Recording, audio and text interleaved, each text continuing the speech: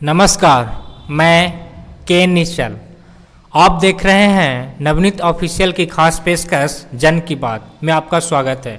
दोस्तों, मेरी शुरू से मंशा रही है कि जो भी लोग अच्छे यूनिवर्सिटी के या अच्छे एंट्रेंस एग्ज़ाम को क्वालिफाई करते हैं उनको मैं आपके सामने लाऊं। इसी कड़ी में मैं आज जा पहुंचा हूं डुमरिया के रहने वाले राजू कुमार के पास, जो आज उनका कुछ जो अनुभव है या फिर वो कैसे एग्ज़ाम को क्वालिफाई करे आदि सवालों का जवाब आप उनसे सुनेंगे। मैं सबसे पहला मेरा आपसे सवाल है कि आप अपना छोटा सा बायोडाटा लोगों को बताएं। मैं राजू कुमार, ग्राम टेकरा कला, थाना डुमरिया, जिला गया, बिहार का निवासी हूँ। तो आपकी जन्म डुमरिया में हुई, आप कहाँ से पढ़ें और आज तक जहाँ आप नॉलेज ले रहे हैं, जहाँ आपकी यूनिवर्सिटी है, वहाँ तक के दौर को बतलाएं। सबसे पहले मैं बता देना चाहता हूँ कि 2017 में मैंने 10th पास किया और उस समय मैं डुमरिया पर सेकेंड प्रखंड टॉपर बना था। और उसके बाद मैंने 12th बायो स्ट्रीम से किया गया इवनिंग कॉलेज, और उसके बाद फिर मैं आगे की बात आपके सवालों पर का जवाब दूंगा। आपने 12th गया में रहकर ही करी, बायो स्ट्रीम से करी, ये आपने बतलाया। मैं आज आपको इसलिए बुलाया हूँ क्योंकि आपने भारत की सबसे अच्छी सांस्कृतिक यूनिवर्सिटी यानी बनारस हिंदू यूनिवर्सिटी में आपने दाखिला लिया है। तो मेरा यह सवाल है आपसे कि आपकी कहाँ से ये मंशा जगी कि बिहार में बहुत सी यूनिवर्सिटी हैं, उसको छोड़कर अदर स्टेट में जाकर वहाँ की सबसे अच्छी यूनिवर्सिटी में अपना नाम दाखिला ले सकूं। जब मैं 12th पास किया उसके बाद मुझे लगा कि एक अच्छी यूनिवर्सिटी में पढ़ने का मौका मिले। मैं ऐसा हमेशा सोचता था कि एक अच्छी फैकल्टी, अच्छी यूनिवर्सिटी जो कि अपने बच्चों को बहुत ही अच्छे तरीके से पढ़ाते और उनका अनुभव का आगे मतलब भविष्य में बहुत सारे फायदे और लाभ मिले। मैंने सबसे पहले अपने ही क्षेत्र का मगध यूनिवर्सिटी में एडमिशन लेना चाहा, लेकिन जब मैंने उसकी हालत को मैं अपने सीनियरों से पूछा तो उन्होंने बताया कि यहाँ पर सेशन भी लेट चलता रहता है अक्सर, और यहाँ पर कोई फैकल्टी नहीं है। जैसा कि मैंने तो कभी बहुत बार ऐसा देखा है कि बहुत सारे स्टूडेंट जो कि मगध यूनिवर्सिटी भी नहीं देखे हैं और उनका ग्रेजुएशन फाइनल हो चुका है। ऐसा स्थिति है, मतलब आप घर पे भी रहिए और आप ग्रेजुएट भी हो जाइएगा। तो ऐसा यूनिवर्सिटी में पढ़ने का क्या फ़ायदा। कहने का आपका मतलब है कि अपने फैकल्टी से मिले बिना आप ग्रेजुएट की डिग्री प्राप्त कर सकते हैं। आपको कौन पढ़ाया, आपको पढ़ाने के लिए किन शिक्षकों की व्यवस्था की गई थी आदि सवाल का जवाब जाने बगैर आप ग्रेजुएट कर जाते हैं। मगध यूनिवर्सिटी के एक और खासियत है जो मैं आपको बतला देता हूँ कि अगर आप 20 साल के एज में यूनिवर्सिटी में दाखिला लेते हैं तो 26 साल के एज में वहाँ से निकलते हैं, यानी 3 साल के कोर्स करने में यहाँ 5 से 6 साल लग जाती है। ये हमारी बिहार की दुर्दशा है, न जाने कब सुधरेगी। मैं आप सब कोई इस भारत में, इस यूनिवर्स में रहने वाले लोग इस बार बड़े पैंडेमिक से गुजर रहे हैं।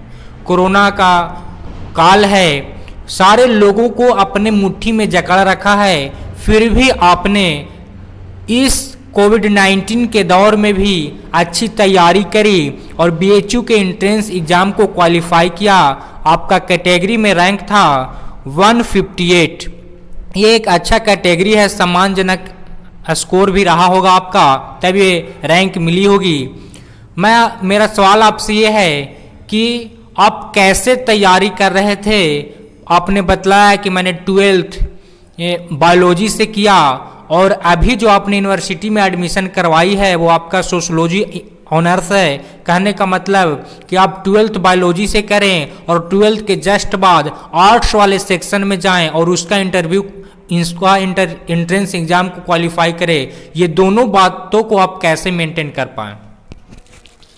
सबसे पहले मैं बता देना चाहूँगा नवनीत कि मेरा शुरू से ही ये जिज्ञासा रही है कि मैं आर्ट सब्जेक्ट में काफ़ी रुचि रखता था और आर्ट सब्जेक्ट बहुत ही अच्छे तरीक़ा से मैंने अपने जो शुरुआती स्कूल था उसमें अच्छे से शिक्षकों ने पढ़ाया है।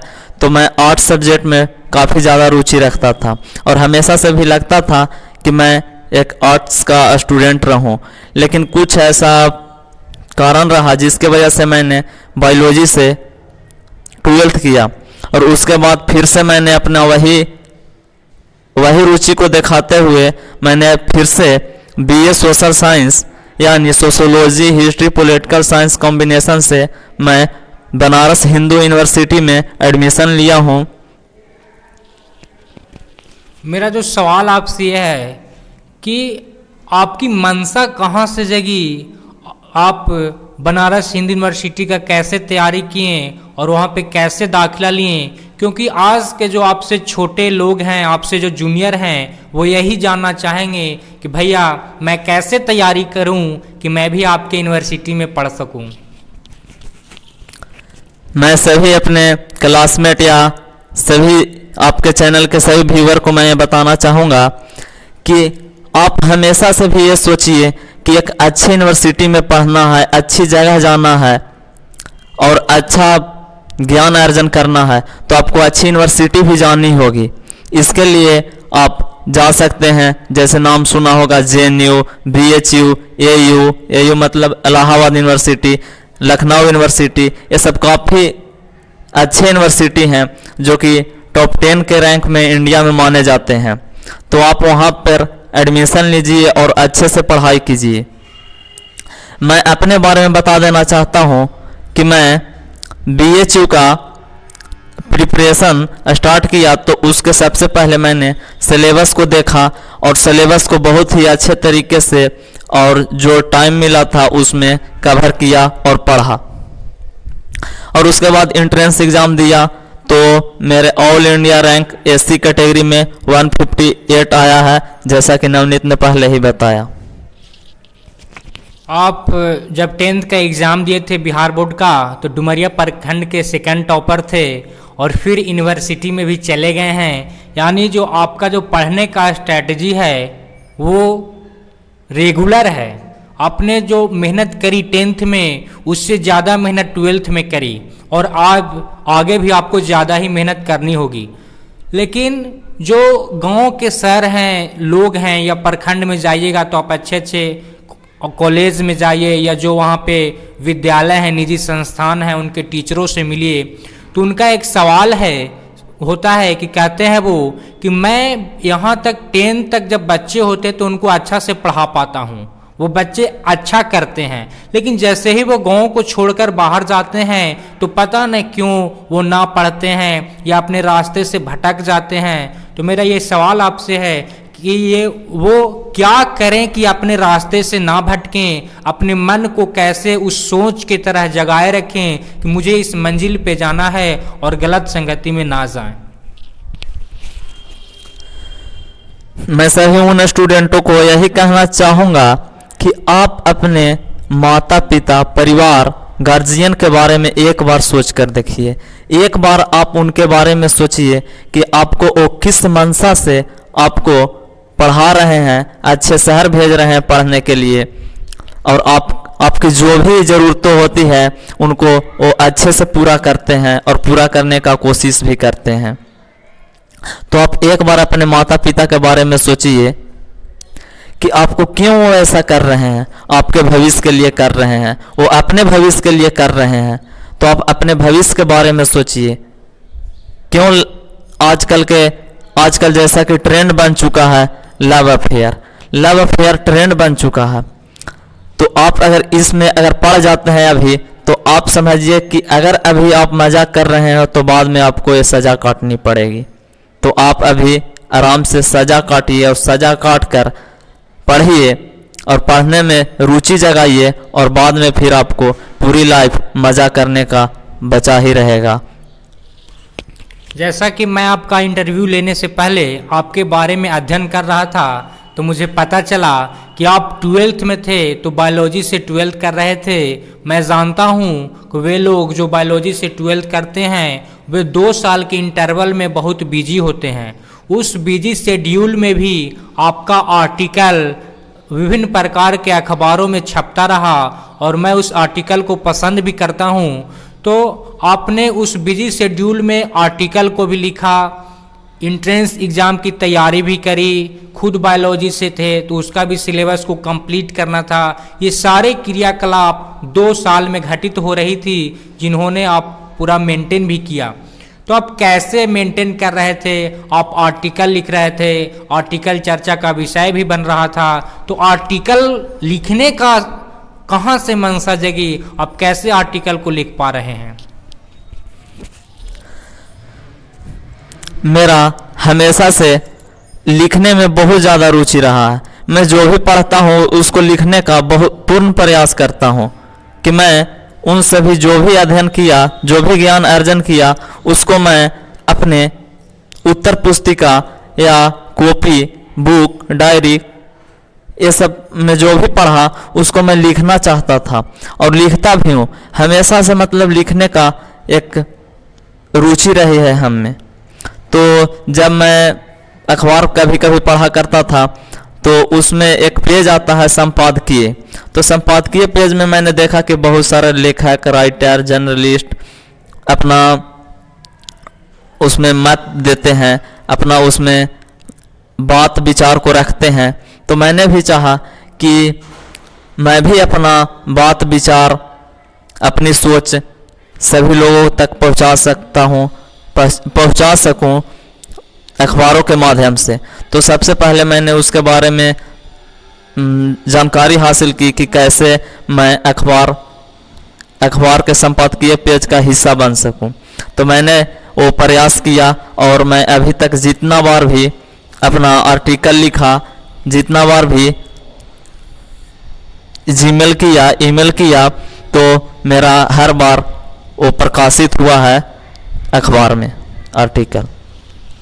आर्टिकल लिखना आसान नहीं है, फिर भी आप आर्टिकल को लिखें। जब आर्टिकल लिखकर आप मेल कर रहे थे तो जिस पेपर के लिए मेल कर रहे थे उस पेपर का जो जर्नलिस्ट थे, संपादक थे, वो उसको बहुत तोड़ मरोड़ उसको चेक करते हैं। वो सोचते हैं कि मैं पेपर में डालूंगा तो लोग उसे पसंद करेंगे ना करेंगे, ये सम्मानजनक बातें हैं कि नहीं है, इस बात से किसी को ठेस तो नहीं पहुंचेगी जो मुझ पर उससे कार्रवाई ना हो जाए। ये आदि सवाल जो हैं विभिन्न प्रकार के, उस सवाल से आपके आर्टिकल को बचना होता था। जब भी इस सवाल से आपका आर्टिकल बचेगा तभी पेपर में आएगा। तो आपका हर आर्टिकल इस सवाल से बचता गया और पेपर में आता गया। बहुत से लोग हैं जो आपके आर्टिकल को पसंद कर रहे थे।